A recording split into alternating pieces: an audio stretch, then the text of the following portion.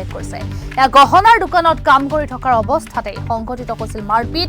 ওচৰতেই থকা এচিডৰ বটল পৰি যায় দেহত, যাৰ পৰিপ্ৰেক্ষিতত গুৰুতৰভাৱে আহত হৈছিল অৰূপ বৈশ্য নামৰ লোকজন।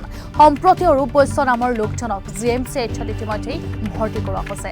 আমি জনাইছো যে মহানগৰী উদালবাক্ৰাত সংঘটিত এচিড আক্ৰমণৰ ঘটনা এতিয়া নতুন মূৰ দেখিবলৈ পোৱা গৈছে, নতুন মূৰ পোহৰলৈ আহিছে। কিয়নো প্ৰকৃততেই এচিড আক্ৰমণৰ ঘটনা নহয় বুলি প্ৰকাশ কৰিছে।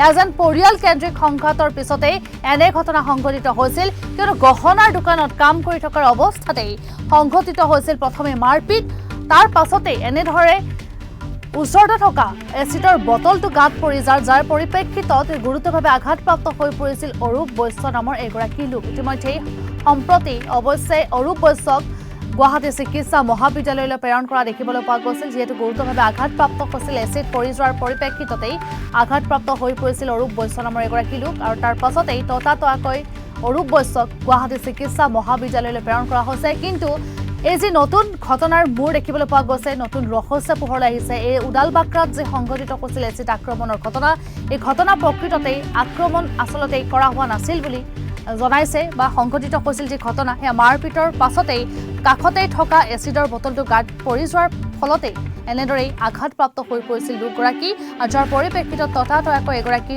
লোকক অৰ্থাৎ অৰূপ বৈশ্য নামৰ এগৰাকী লোকক ততাতয়াকৈ গুৱাহাটী চিকিৎসা মহাবিদ্যালয়লৈ প্ৰেৰণ কৰা হৈছে। বৰ্তমানো চিকিৎসাধীন অৱস্থাতে আছে অৰূপ বৈশ্য।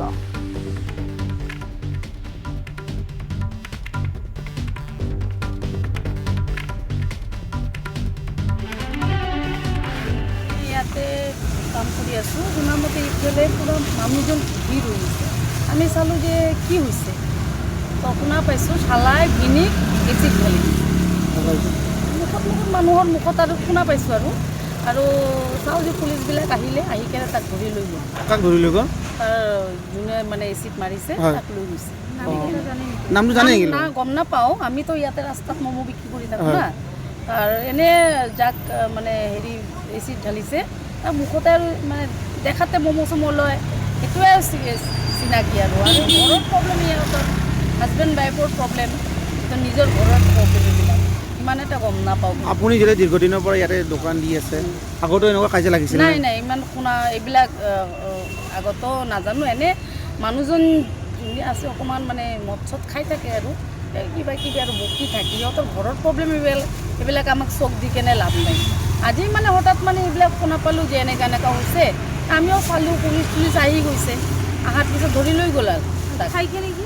হা এইখিনি কি ঠাই নাম? জেগাৰ নামটো এইটো লালগণেশ তিনিআলি। আমি মানে ইয়াতে কাম কৰি আছোঁ, শুনামতে ইফালে পূৰা মানুহজন ভিৰ হৈ গৈছে।